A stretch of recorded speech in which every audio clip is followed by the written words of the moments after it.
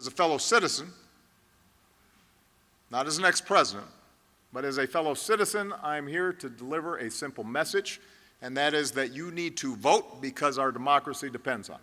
Now, some of you may think I'm exaggerating when I say this November's elections are more important than any I can remember in my lifetime. And I know politicians say that all the time.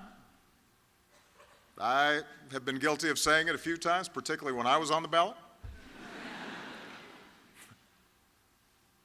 But just a glance at recent headlines should tell you that this moment really is different.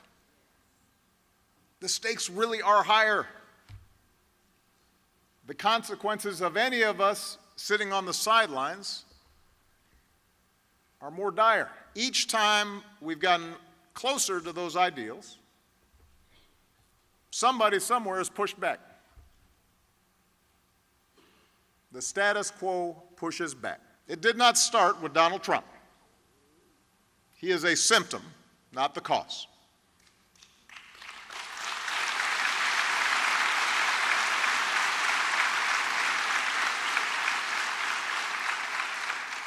He's just capitalizing on resentments that politicians have been fanning for years, appealing to tribe, appealing to fear, pitting one group against another, telling people that order and security will be restored if it weren't for those who don't look like us or don't sound like us or don't pray like we do. That's an old playbook. It's as old as time. And in a healthy democracy, it doesn't work.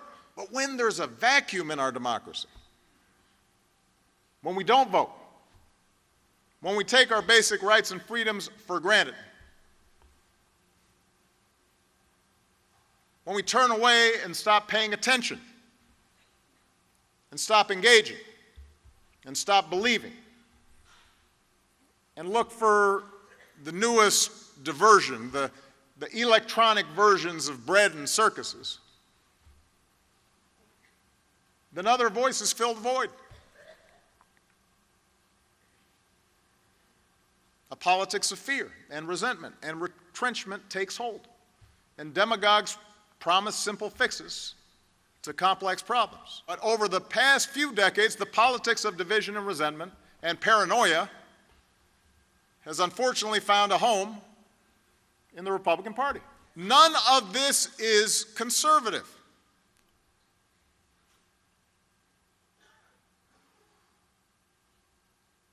I don't mean to pretend I'm channeling Abraham Lincoln now, but that's not what he had in mind, I think, when he helped form the Republican Party. It's not conservative. It sure isn't normal. It's radical. The claim that everything will turn out okay because there are people inside the White House who secretly aren't following the president's orders. That is not a check. I'm being serious here. That's not how our democracy is supposed to work. These people aren't elected. They're not accountable.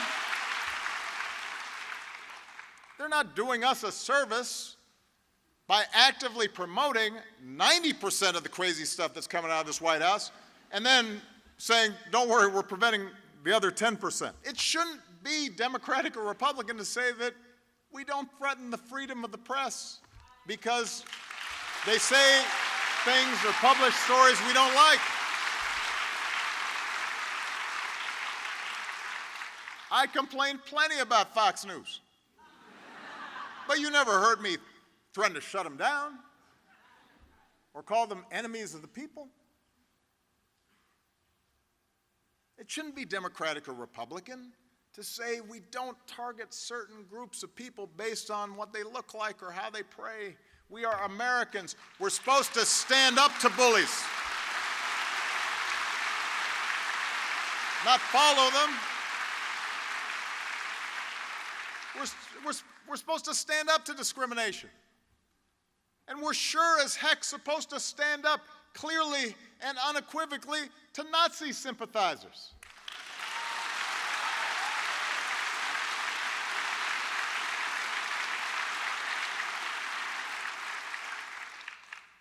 How hard can that be? Saying that Nazis are bad. One election will not fix everything that needs to be fixed, but it will be a start. And you have to start it. What's going to fix our democracy is you.